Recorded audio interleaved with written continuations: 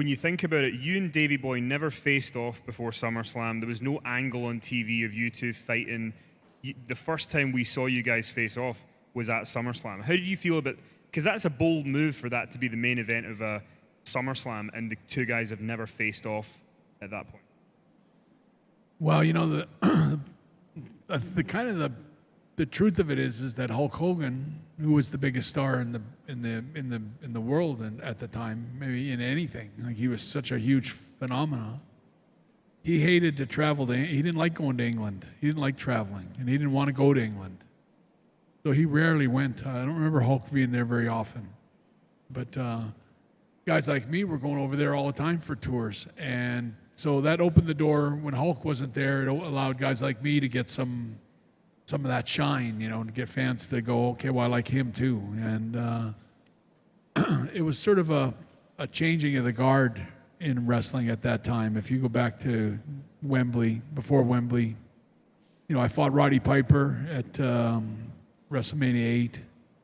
And that was, to me, was one of my first real wrestling classics was the match with Roddy. The other one would have been with Perfect. And I had a few others that were, you know, with Ricky Steamboat and Ted DiBiase and different guys where I really got to show my best stuff.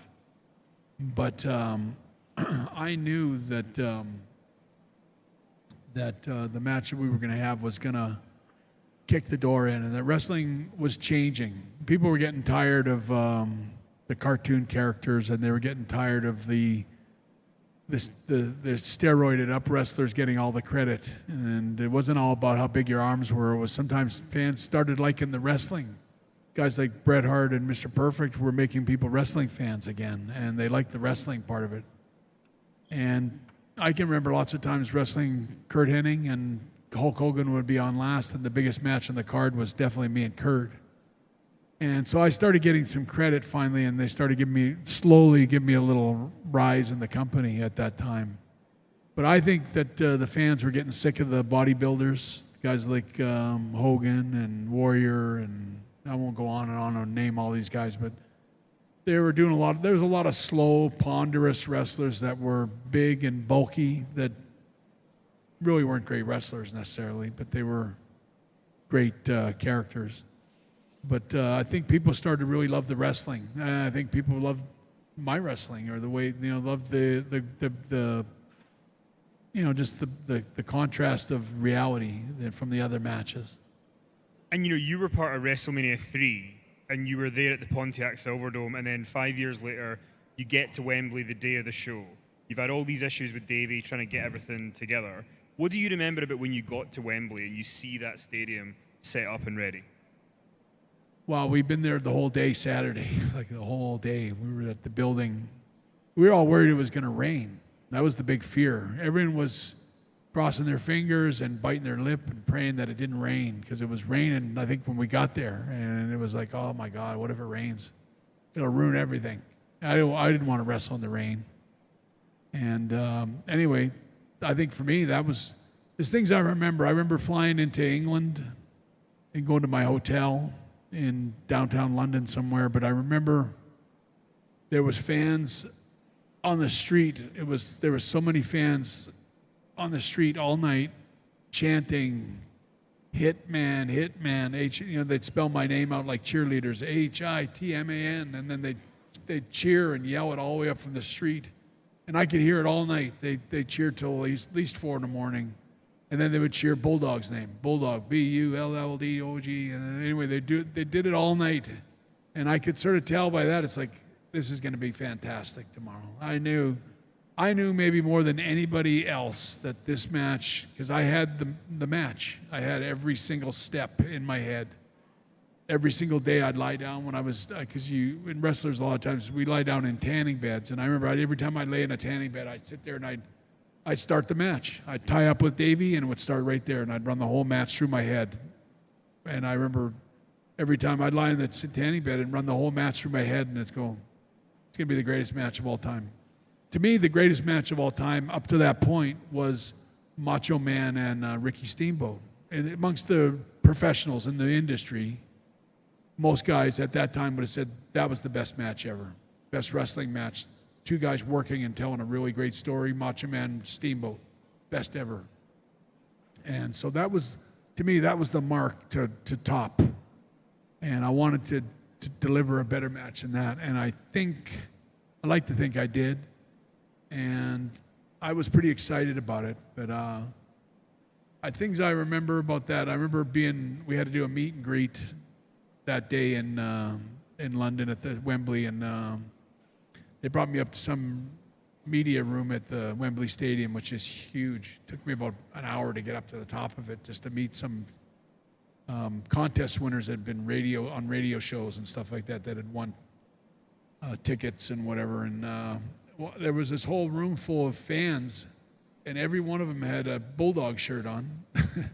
And there was one little kid that had a Hitman shirt on, and I remember it's like, "Hey, little buddy," and I remember I got with him, and he said, "Can you give me your glasses tonight?" And because I had a lot of kids ask me if I would give them my glasses, and I'm like, it's a lot harder than you think. When you're in the ring, you see 20,000 or 30,000 or 100,000 people out there. You can't find one little kid anywhere, even if they tell you where they are. It's like you can't even see them. That's like such a blur of people that. So I didn't want to hurt his feelings and tell him that I said, well, if I see you, I'll give them to you.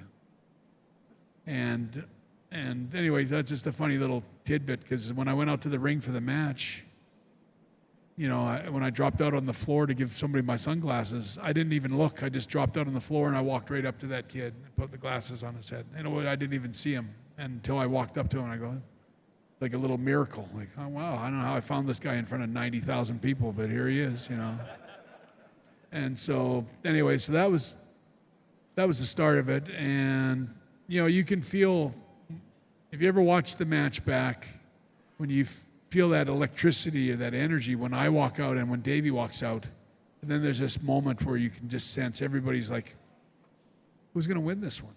Nobody really knew. And I remember that's the beauty. That's when you have that kind of situation.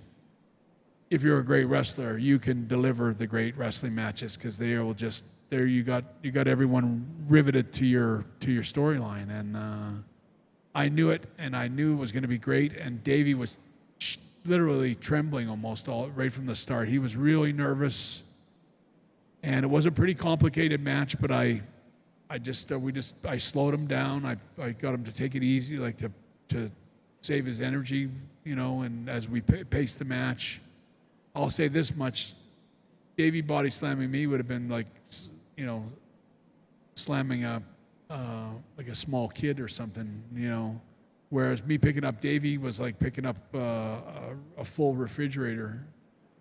He went up heavy for everything, like every suplex or body slam. It was like picking up somebody dead weight, because Davey was just not there that day. But at the same time, Davey would pick me up, and I'd throw boost myself up for him, and he'd pick me up and press slam me and throw me on the ring. I was doing all that to conserve his strength and his energy so that we could do the whole match the way I planned it, because I didn't want Davey to run out of gas. Like, you can't run out of gas, Davey.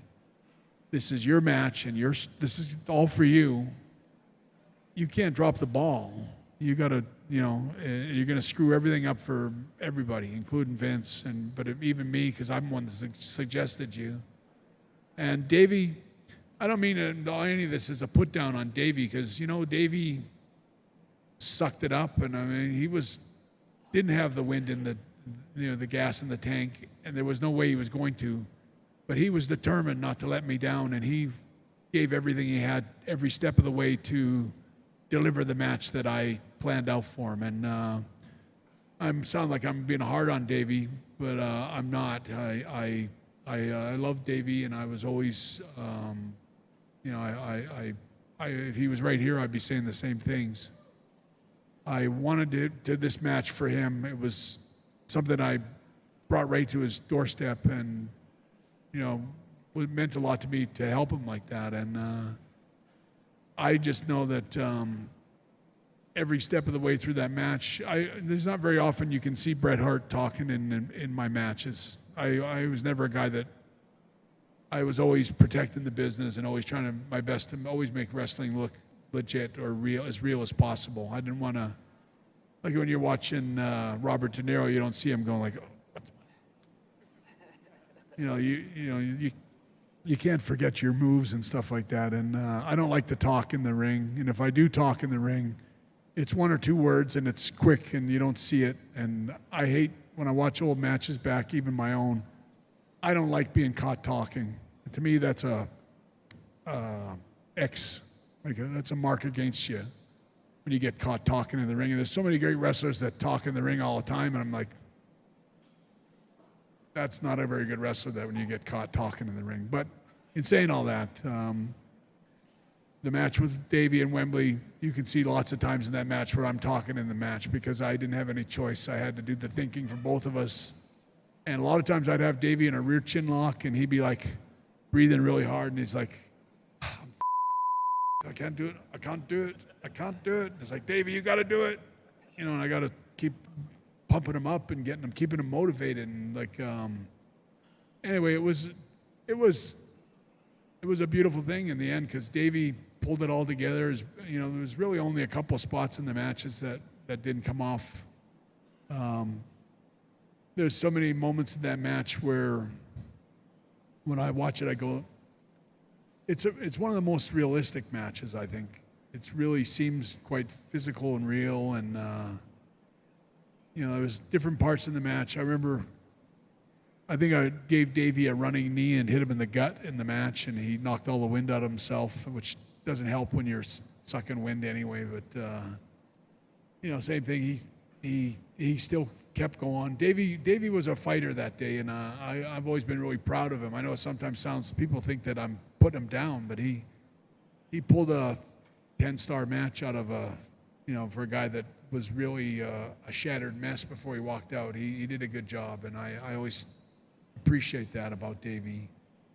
But there was a couple of times Davey forgot stuff in the match. I remember there's one part I had a sleeper hold on him. And I told Davey, I said, he's supposed to put him on his back like a piggyback, and he's supposed to run backwards and back me into the corner. And then he shakes me off kind of thing, and then I'm supposed to be hurt, which I was, because Davey dropped my neck right on the rope, which would knock me out cold. And I remember I had to jump back on his back and put him in the sleeper hold again. And then Davey was supposed to slowly sink down to one knee and start to, flounder a little bit. And kind of, we do that slow crawl to the ropes. But it was me with the sleeper on the whole time. And I remember telling Davey, I said, go slow, just go slow. And Davey just walked over, crawled over, like speed crawled. If you ever watch it, he just speed crawls right to the rope. And I'm like, you piss me off now, Davey.